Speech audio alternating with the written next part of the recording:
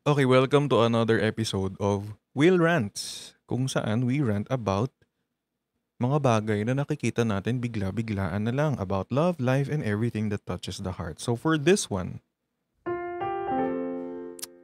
it's about the empty chair theory. Alam mo yung maraming tao, sobrang daming tao, kunwari maraming tao tapos sa tabi mo, merong empty chair.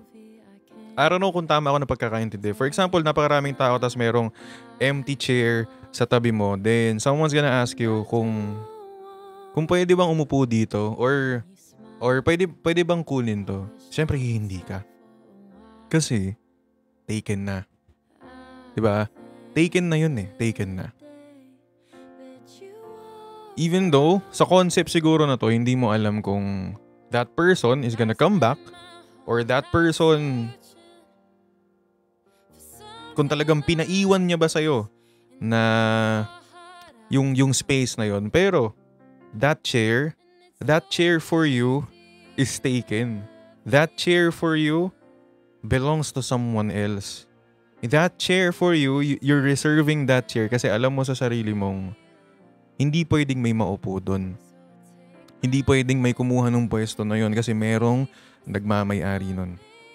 So I think that's the concept of the empty chair. It symbolizes absence. A space left by someone who used to matter. A space left by someone who is very special to you. Hindi lang physically, but syempre emotionally. Tsaka kahit may mga bagong tao na dumating sa buhay mo, may mga bagong tao kang makilala, may mga bagong taong dumating, may mga bagong taong gusto talagang umupo doon sa place na yon, that chair is specifically for one person only. That chair is for that person only. And sometimes, that empty chair reminds you of a lot of things. Reminds you of your moments together, secrets shared sa isa't isa. And alam mo, may nabasa lang din ako na having an empty chair doesn't mean na hindi ka pa nakaka-move on. Sa perspective ng naka-move on na, tapos meron ka pang empty chair. Siguro, sa perspective nila, hindi mo pa uupuin na yung ibang tao doon, hindi dahil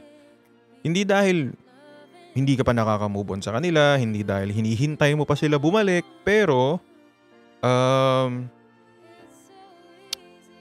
mean, hindi mo pa sila, kaya ka may empty chair kasi ayaw mong may maupo doon dahil alam mo yung iniwan na bakas.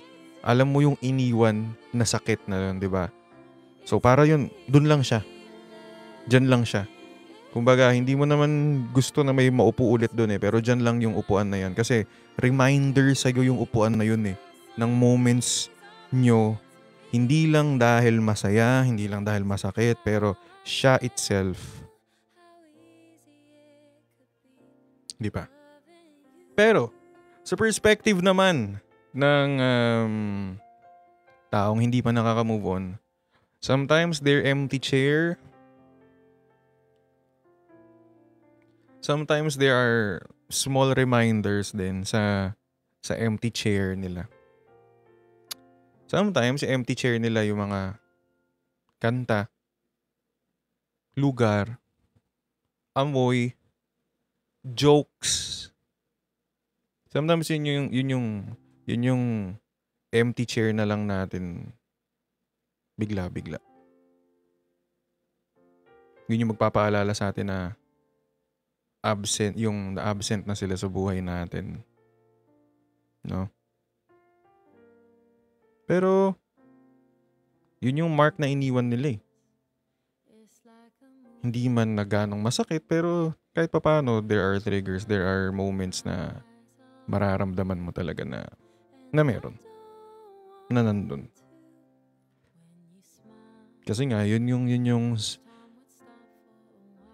yung reminder na meron kayo. I mean, not officially kayo, but merong connection sa inyong dalawa noon.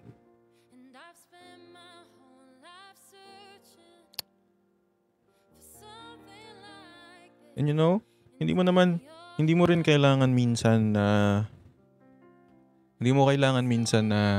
i-deny na wala na yung empty chair na yun. Na wala na yung space na yun sa'yo. Sometimes it's okay to admit na nandyan talaga yung upuan na yan. Nandyan talaga yung pwesto na yan. Wala nang nakaupo, yes, pero nandyan talaga yung pwesto na yan. Kasi kahit anong gawin natin na pagpapanggap na it never existed, na wala na siya, na wala na yung upuan na yan, nandyan talaga. And it's okay kung nandyan man talaga. Kasi nga, some chairs are meant to stay empty. Hindi dahil para multuhin ka ng kahapon, hindi dahil para ibalik sa'yo or ipaalala sa'yo lahat ng sakit. Pero, some empty chairs can remind you how deeply ka nagmahal, how deeply mo siya minahal. At maybe in that way, matatanggap mo na rin na dyan talaga pala siya. Wala nang uupo dyan ng iba. Pero hindi dahil umaasa ka pang babalik siya, pero reminder lang din kung paano ako dati. Diba? I mean, it's a nice, I mean, theory. The empty chair theory. Sabi nga dito, it's a quiet kind of grief. Hindi ito yung iyakan na heartbreak. Ito minsan yung tahimik na realization na wala na pala siya. Ito yung tahimik minsan na realization na wala na pala siya. I mean, you don't post about it, you don't talk about it, pero ramdam mo on a random night na, oh shit. Meron nga palang nakaupo dati dito, no? And sometimes, mga empty chairs sa buhay natin, sometimes, it doesn't need closure. Sometimes, yung mga empty chairs sa buhay natin na may mga tao dating nakaupo, sometimes, it don't need closure. It just needs acceptance. At yun yung closure. Kasi minsan, dinedefine natin yung closure as something na kailangan pinag-uusapan ng dalawang tao. But sometimes closure is accepting sa sarili mo, di ba?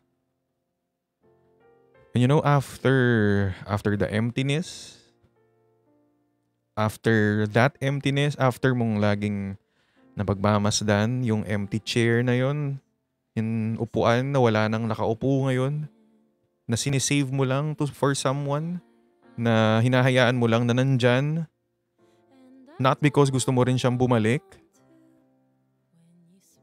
That chair na nagre-remind sa'yo kung gaano ka dati nagmahal, that chair teaches you strength.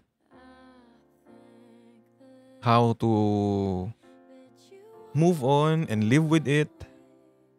It teaches you na there's something to be thankful for. It teaches you na it's real. And I think that's beautiful. I think that's beautiful na I think that's beautiful na minsan kaya natin hindi matanggap yung isang bagay, or minsan kaya masakit yung isang bagay kasi it's real. Kasi totoo yun. Kaya ka nasasaktan, kaya ka nahihirapan ngayon kasi totoo yun.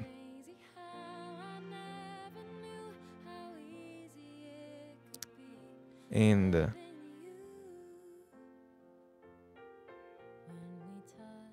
it teaches you to accept also na that empty chair, it teaches you to accept it na nandun lang siya. Na maybe it's a sign of goodbye, na hindi kailangan ng replacement, na hindi kailangan ng bagong uupo. Sometimes peace with it is enough. Kasi moving on or growing doesn't mean you have to forget about that damn chair, di ba? It just means you have to learn to sit with it,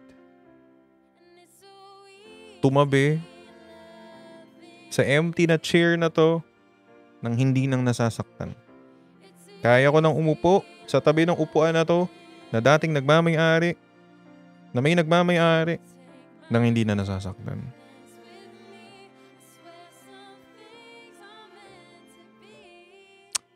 And siguro, one last thing. That empty chair, that damn empty chair is a message, is always a message sa sarili natin.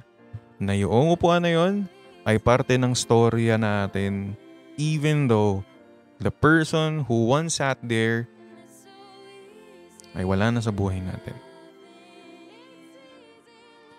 Hindi mo na hinahanap yung nakaupo doon, pero hindi ako magpapanggap na hindi kita nakilala. Nagmatter yung nakaupo doon. Siyempre, magmamatter pa rin palagi yung nakaupo doon kasi tinuruan ka ng something sa buhay mo. Pero natuto ka na magpatuloy. I mean, everyone has an empty chair. I feel like, di ba? Feeling ko naman lahat ng tao mayroong empty chair, hindi lang naman sa love. Maybe in their lives. Maybe kung anong situation sa buhay nila. Meron yang empty chair. Someone na nagbe-break ng silence nila dati. And you know, it's a form of healing also. Looking sa chair na yon na wala na. Meron ako naalala na binigay sa akin binigay na tip sa akin ng professor ko back when I was in high school. Sabi, how do you move on? So, ang sagot niya, you move on by imagining na moving on is like a sticky note na nilalagay mo sa salamin mo, sa mirror mo. You put that sticky note in front of you every day. Hindi mo siya hindi titingnan kasi wala ka naman choice, nasa salamin mo siya. And imagine every day, yung sticky note na yon, magka-crumple na yon at bigla na lang matatanggal. You looked at it every day, pero hindi mo na malayan na wala na yung sakit. Naka-move on ka na. I think that's one heck of an advice. I mean, it makes sense. You face it every day. Diba? I think that's one heck of an advice. And again, with the empty chair theory, maybe one of the bravest thing we can do is, even though it's an empty chair, we learn to sit beside it and smile. We learn to sit beside that emptiness and smile.